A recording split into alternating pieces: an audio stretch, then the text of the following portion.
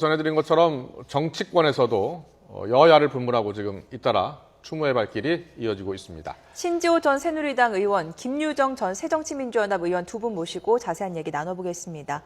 네, 어서 어서 오세요. 오십시오. 네, 두 분 다 오늘 새벽 이 소식을 들으셨을 텐데요. 먼저 신지호 전 의원께서는 당내 지금 분위기가 좀 어떻습니까? 당내 분위기는 아주 뭐 침울합니다. 사실 보면 지금 이제 새누리당은 원래는 이제 산업화 세력만 있었던 것도 아니겠습니까? 근데 90년 3당 합당을 통해서 이제 민주화 세력의 일부였던 이제 YS 대통령이 이제 합류를 하시고 하면서 이제 산업화 민주화를 같이 완성시킨 뭐 이런 어떻게 보면 그러니까 새누리당에 있어서 민주화라는 부분에 있어서 상징성은 이제 YS 전 대통령에게 있는 거죠. 더군다나 지금 당 대표인 김무성 대표께서 이제 상도동을 통해서 정계 입문을 하셨기 때문에 굉장히 뭐 지금 뭐 침울한 분위기죠. 네. 야당 지도부들도 일제히 조문에 나섰는데 새정치민주연합 분위기는 어떻습니까? 네, 오전에 이제 문재인 대표를 비롯한 지도부들이 그 조문을 다녀오셨는데요. 어제 0시 22분에 이제 서거를 하셨기 때문에 또 주말 밤이라서 그 시간에 또 깨어있는 분들도 꽤 많으셨던 것 같아요. 그래서 정말로 민주화의 산 증인이셨고 또 6년 전에 또 서거하신 후광 DJ 김대중 대통령과 함께 정말 우리 현대 정치사의 그 두 거목이셨는데 두 분을 다 이렇게 이제 황망하게 떠나보내는 그런 마음들로 굉장히 비통함에 가득 차 있고요. 또 뭐 의원들 저마다 김영삼 전 대통령과의 어떤 인연이랄지 이런 것들을 SNS를 통해서 또 그 비통한 심정을 또 올리기도 하면서 굉장히 또 과거의 어떤 그런 모습들을 또 돌이켜보는 시간도 갖고 계시는 것 같습니다. 네, 두 분 다 이제 18대 때 국회의원 다 지내셨는데 후배 정치인으로서 정치인들이 보는 김영삼 전 대통령의 평가는 어떻습니까? 그러니까 뭐 여러 가지 이제 정치인이 뭐 다 잘하고 다 못하고 그러게 하겠습니까? 공이 있고 과가 있을 텐데, 저희들 입장에서 보면 이제 김영삼 대통령이 뭐가 있었냐면 이 어떤 판단력과 결단력, 그 다음에 이 정치를 하는 데 있어서의 그런 뭐랄까 동물적 감각이랄까, 여기서는 아마 앞으로 이제 이런 정치인이 나오기 힘들 정도로 지금 많은 어록도 남겼는데 그게 무슨 뭐 심오한 지식이 있어서 나오는 게 아니고 그야말로 대중 정치인으로서의 어떤 뛰어난 감각, 뭐 이런 것들이 있는 거고요. 그다음에 두 번째로는 친화력에 있어서 김영삼 전 대통령을 따라갈 정치인이 앞으로 좀 나오기 힘든 것 같습니다. 왜냐하면 3당 합당 이후에도요, 사실상 소수파의 대표로 들어갔고 다수파의 민정계를 나중에 다 이제 포섭을 해서 본인이 이제 대통령 후보가 되는데 그 당시 그걸 보면요, 이 친화력이 엄청 뛰어나기 때문에 그 민정계 그 국회의원들을 사실상 다 이렇게 녹여서 이제 본인 쪽으로 이렇게 흡수할 수 있는, 그러니까 좀 어떻게 보면 그릇이 큰 그런 흡인력이 있는 정치인이었다 이렇게 보여집니다. 요즘처럼 정치권이 불신받고 있고 또 이렇다 할 어떤 여야 할 것 없이 국민들이 좀 인정할 만한 리더십이 실종된 그런 상황에서 이런 김영삼 전 대통령과 같은 어떤 통 큰 리더십이라고 할까요? 그런 리더십이 더욱더 앞으로 그리워지게 되지 않을까 그런 생각을 하게 됩니다. 특히 국민들이 정말 알기 쉽게 늘 간결 명료한 그런 메시지로 국민의 마음을 얻었던 그런 모습이랄지, 또 배신한 정치인마저도 포용하는 그런 포용과 따뜻한 어떤 인간미를 보여주었던 그런 정치적 리더십, 그게 더욱 우리 지금 이 시점에 필요한 리더십이 아닌가 생각을 하고요.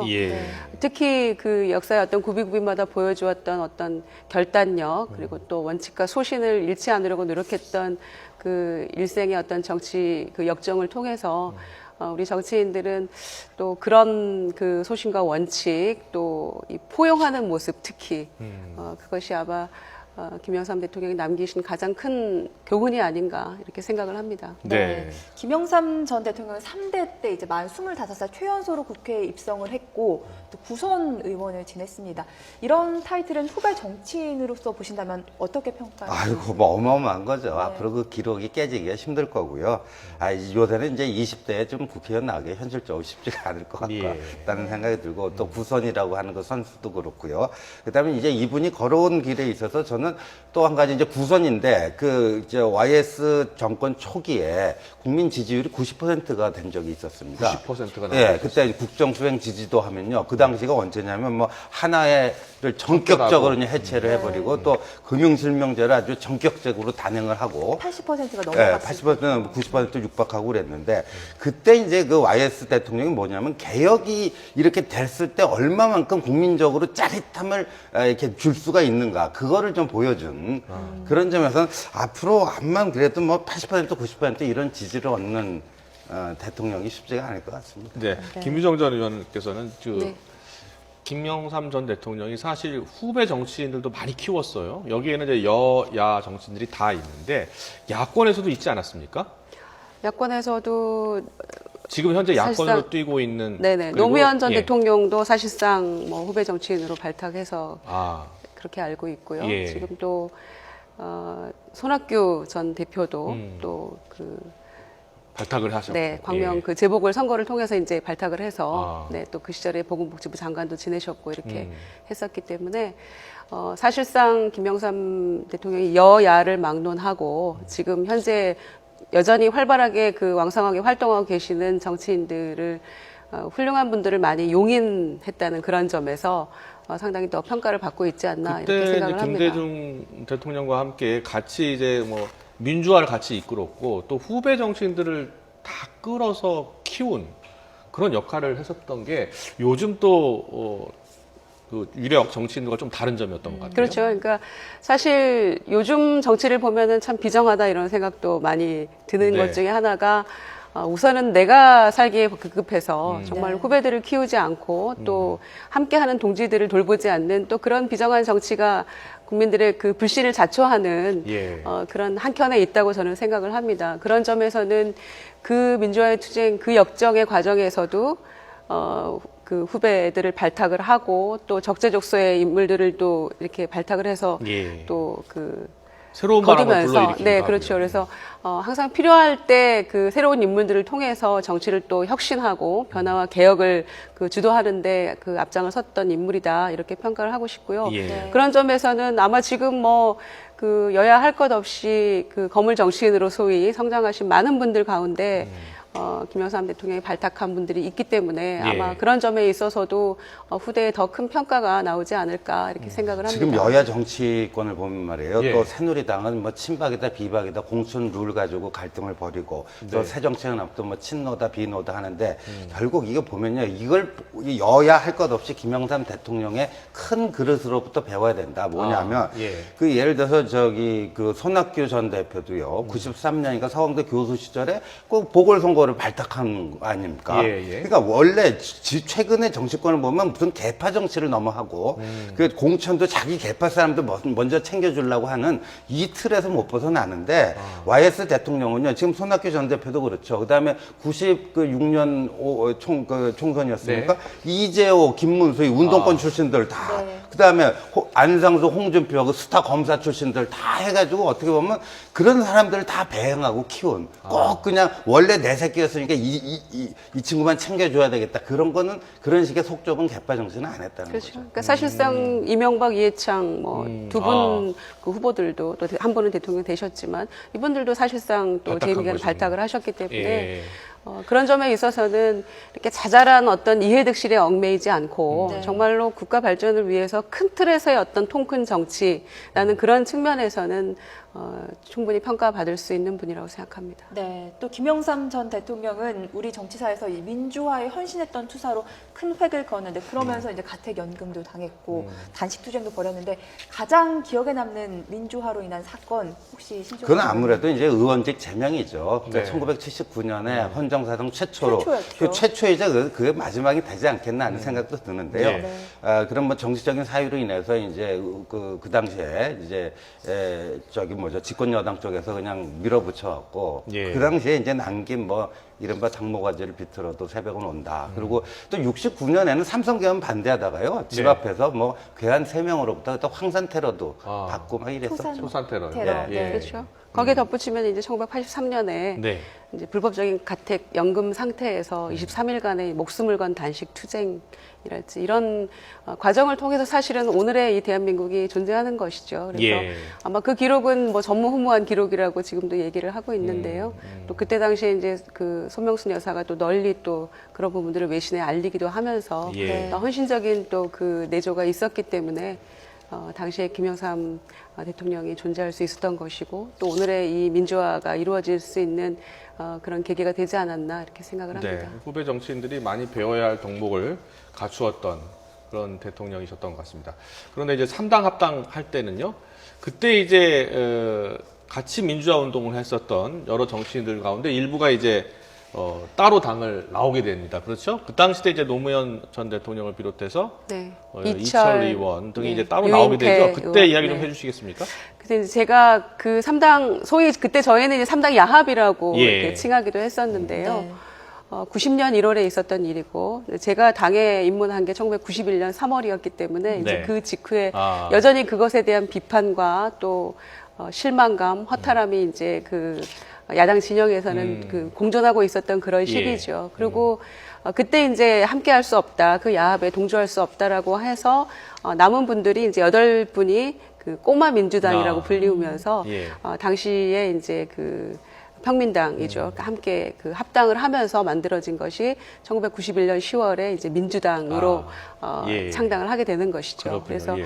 그때 이제 그 8명 함께 그 3당 합당 시절에 가지 않았던 분들 중에서 이제 노무현 대통령도 탄생을 하는 것이고, 예. 그 많은 또 이제 현재도 지금 당에 남아서 계시는 또 선배 정치인들이 계시는 거죠. 당시에 이제 김영삼 대통령은 이제 호랑이를 잡으러 호랑이 굴에 들어간다 이런 표현을 쓰면서 네. 이건 내가 꼭 가서 문민 정권을 빨리 반드시 탄생시켰다 이런 의지였었다면서요. 그러니까요. 근데 그 결국 성공했다고 저는 보거든요. 이게 정치는 결국 어떤 동기도 중요하지만 결과로서 입증을 해야 되는데 만약에 김영삼 대통령이 집권에 실패를 하고 그랬다면은 그냥 그 뭐랄까 그 군사 정권의 후예라고 할 수 있는 그런 사람들의 집권 연장에 오히려 무슨 장식품 정도가 됐기 때문에 이제 그 변절자라고 하는 네. 그 비판에 직면할 수밖에 없었을 텐데 결국 집권을 해서 하나회를 해체해버리고 말이에요. 네, 네. 그래서 이 민주화를 돌이킬 수 없는 과정으로 만들었다는 점에서는 결국 성공한 거서였다 이렇게 봐야 될 것 같습니다. 네. 그러면서 대통령이 이제 재임하면서 문민의 정부가 들어서고 평화적 정권 교체가 처음으로 이루어진 거 아니겠습니까? 그렇죠. 사실상 그런 셈인데요. 이제 민주화의 물꼬를 튼 셈이고 또 그토록 열망했던 이제 민주화의 서막을 연 그런 정권이 바로 문민정부였죠. 그리고 군부 독재 정권을 이제 타파하는데 정말로 정강석화처럼 이루어낸 것이 바로 이제 하나의 척결이었고, 네. 그다음에 연달아서 또 이제 한 2달 동안 또 공들여서 비밀리에 또 그 추진했던 것이 금융실명제. 네. 그것이 바로 이제 부정부패라고 하는 한국병을 척결하는 데는 금융실명제만이 살 길이다라는 그런 확고한 신념을 가지고 추진했던 것이 바로 금융실명제고요. 네. 그래서 이제 아마 그 두 가지가 가장 큰 업적으로 남지 않나 지금도 그렇게 생각을 하고 특히 하나의 척결 같은 부분은 그것이 이제 이루어짐으로써 사실상 이 문민정부가 이제 정말로 민주정부로서의 어떤 발판을 마련하는데 계기가 됐다고 생각을 하고요. 그다음에 네. 이제 뭐 5.18 특별법 제정이랄지, 그다음에 노태우 전두환 두 대통령에 대한 이제 법의 심판대에 세워서 감옥에 보내고 이렇게 심판하는 그런 걸로까지 연결이 되는 그런 것이 바로 하나의 척결이었다고 생각을 합니다. 그래서 네. 그러니까 타이밍을 놓치지 않는 어떤 결단의 정치인이다 이렇게 평가를 하고 싶고요. 특히 정권 초기에 굉장히 힘이 이제 있을 때 그것을 때를 놓치지 않고 밀어붙이는 강한 추진력, 또 그 비판을 두려워하지 않는 결단력 이런 것들이 굉장히 업적으로 남아있는 것이고 지금 정치인들에게도 굉장히 필요한 그런 덕목이 아닌가 생각을 합니다. 네. 그 과거 지금 돌이켜 생각해 보면 저도 이제 기억이 나는데요. 하나의 척결하고 또 금융심에 도입할 때 저항이 있었어요. 네. 저항이 없었던 것은 아닌데 그 저항을 뚫고서 바로 그 정책을 시행하지 않았습니까? 네. 지금 정치하고는 또 다른 그런 모습을 보여줬거든요. 그러니까 뭐가 다른 겁니까 그때와 지금? 그때는 이제 우리가 군사작전 하듯이 이거 이제 하나의 척결도 그렇고요. 네. 금융실명제 실시도 그렇고 군사작전 하듯이 했다 이렇게 했거든요. 그러니까 당시에 무슨 금융실명제라면요. 지금 그 경제를 보좌하던 사람들이 다 알아야 될 거 아닙니까? 근데 네. 그거를 별도의 팀을 만들어가지고 아주 비밀스럽게 작업을 해가지고 왜냐하면 이게 보안 유지가 굉장히 필요한 작업이기 근데 때문에. 금융실명제 같은 경우에는 기업들의 비자금 같은 것이 사실 정치권으로도 많이 흘러갔을 때였거든요. 그렇죠. 그걸 차단하면은 정치권도 반발할 수 있고 또 기업하는 입장에서도 반발할 수 있었어요. 그렇죠. 그래서 그때 오히려 금융실명제가 경제 활성화에 역행할 거다 하는 아주 그 현실적인 그런 논리를 갖고 반대하는 사람들도 많았는데 여하튼 공직자 재산 등록이라든가 본인이 이제 그 명절 때 떡값뿐만 아니라 착값도 받지 않겠다라고 이제 선언을 하면서부터 이때부터 이른바 그 천문학적인 돈이 들던 정치권이 그나마 아직도 그 혼탁합니다만 과거에 비해서는 굉장히 이렇게 그 투명해지는 그런 계기를 만들었다는 점에서는 그런 점에서도 굉장히 의미가 있다 네. 이런 생각했습니다. 공이 있다면 과도 있는데요. 아까 신지호 전 의원님 말씀하시던 재임 초기에는 80~90%대까지 지지율이 육박했지만 마지막에 이제 한 자릿수 지지율로 끝났습니다. 그 결정적인 계기가 IMF 외환 위기 외환 아니죠? 위기도 네, 있었고. IMF 예. 경제 위기 때문에 사실상 정말로 그때를 돌이켜 생각하면 97년, 98년 그 즈음이죠. 근데 얼마나 많은 실직자와 또 그로 인하여서 자살하는 사람들, 뭐 국가 전체가 흔들렸던 시기이니까요.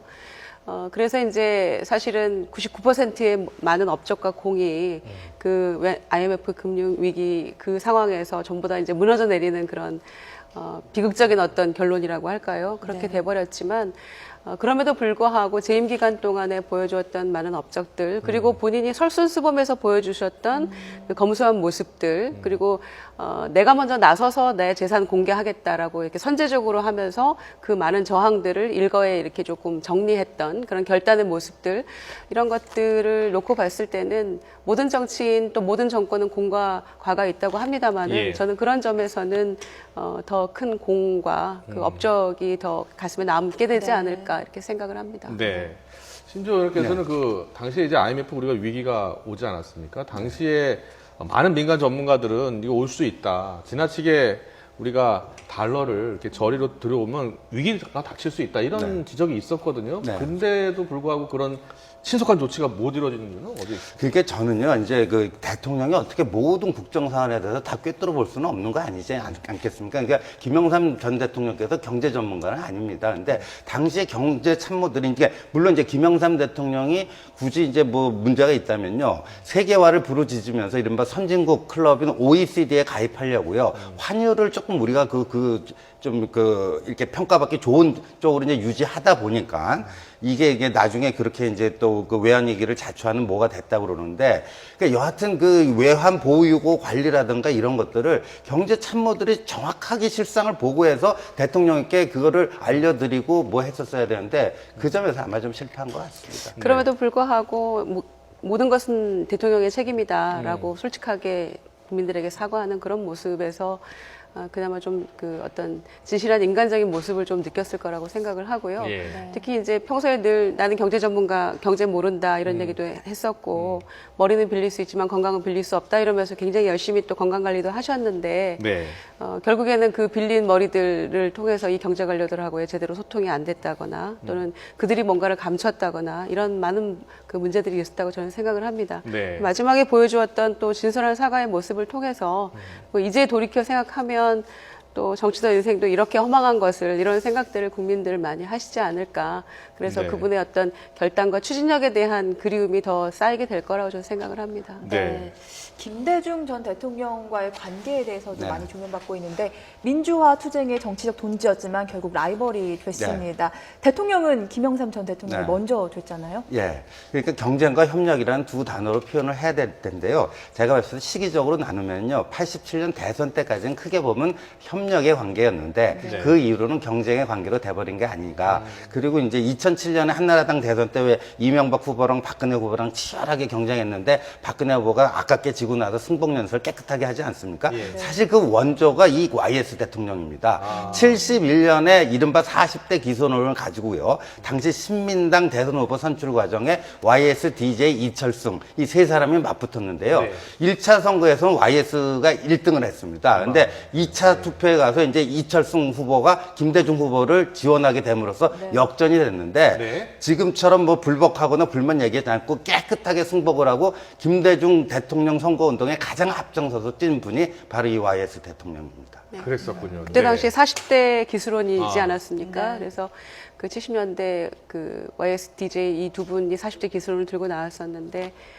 결국에는 이제 신민당 대선 후보로는 DJ가 당선 후보가 됐었죠. 네. 그때 당시에 40대 기술원들 이제 빗대어서 하신 말씀이라고 저는 생각을 하는데 40대의 승리가 곧 나의 승리다라면서 깨끗하게 승복하고 정말로 진심을 다해서 도와주는 그런 모습. 그런 것도 또한 귀감이 되고 있는 모습 중에 하나라고 생각합니다. 네. 마지막으로요. 앞서 이제 그 김영삼 전 대통령의 정치력, 그 가운데 이제 결단력도 있고 추진력도 있고 포용력도 있고요. 특히 지금 우리 현실 여야를 막론하고 정치를 보면 이 계파 갈등이 엄청 지금 거의 정점에 달았지 않습니까? 이거 어떻게 무엇을 배우고 우리가 어떻게 치유를 해야겠습니까? 저는 그 79년에 이제 최초로 국회의원직 제명을 당하고 아마 예. 전무후무한 사건이라고 지금도 기록되고 있습니다만은 그렇게 모든 것을 내려놓을 줄 아는 그런 정치인의 모습을 예. 우리가 좀 배워야 되지 않을까 이렇게 생각을 하고요. 예. 내 것은 붙들고 있으면서 남에게 뭔가를 요구하는 협량의 정치를 좀 벗어나야 된다 이렇게 생각을 하고 또 한 가지 덧붙이자면은 따뜻한 포용력과 네. 또 유머, 이 삭막한 정치 현실에서 그때 과거를 회상하면서 추억하면서 그리워하는 것은 그런 어떤 어려운 가운데서도 있었던 어떤 유머 한마디 이런 것들이 국민의 가슴을 좀 따뜻하게 해주는 정치의 모습이 아니었나 이렇게 생각을 합니다. 네. 네, 저는 천하의 인재를 좀 널리 구하는 그런 인사탕평책 이런 게 예. 인재라면 원래 나하고의 인연이 중요한 게 아니라 인연이 없었더라도 과감하게 등용할 줄 아는 그런 거를 지금 시대의 정치인들이 좀 배워야 되지 않을까라는 생각이 듭니다. 아주 중요한 말씀입니다. 나하고 인연이 있는 사람만을 발탁하는 게 아니라 크게 보고 넓게 봐서 꼭 나라에 필요한 사람을 발탁하는 그러한 김영삼 전 대통령의 정치력을 우리가 배워야 하겠다라는 말씀이었습니다. 네, 끝으로 질문 더 드리겠습니다. 앞으로 뭐 당내 갈등을 어떻게 잘 봉합하고 전국 전망을 좀 부탁드리겠습니다. 이제 26일 날 국가장으로 치러지고 오후에 이제 국회에서 장례식을 치른 다음에는 또다시 이제 여야 간의 또 갈등이 또 다시 또 고개를 들고 일어나지 예. 않을까 생각을 합니다. 굉장히 지금 양당 내부에서 갈등이 치열하게 이제 벌어지고 있는 상황에서 네. 이제 김영삼 대통령의 사고 소식을 모두가 들었기 때문에 잠시 주춤하고 있는 그런 상황이라고 생각을 하고요. 그렇습니다. 그럼에도 불구하고 이 김영삼 대통령의 서거가 주는 우리에게 남겨진 의미가 무엇인지를 저희가 좀 생각하면서 갈등을 조금 치유하고 좀 큰 정치의 어떤 모습을 보여주는 방향으로 가야 되지 않을까. 일부러라도 그렇게 노력하는 자세가 필요하다고 생각합니다. 네. 예, 그 이제 26일 이제 장례식을 치르면 이제 국회 선진화법 중에 하나 유일하게 좋은 게 예산이 말이에요. 여야 간에 합의가 안 되더라도 12월 2일에 처리하게 돼 있습니다. 근데 정기국회에 남은 과제가 예산하고 법안인데요. 예산이 12월 2일 날 처리가 되겠죠. 근데 이제 법안, 지금 여러 가지 쟁점 법안들이 많은데 그런 것들이 얼마만큼 이제 이 타협과 뭐 절충을 통해서 이루어질 수 있는가. 뭐 그건데 그렇게 쉬워 보이지 않습니다. 현 상황이. 네. 알겠습니다.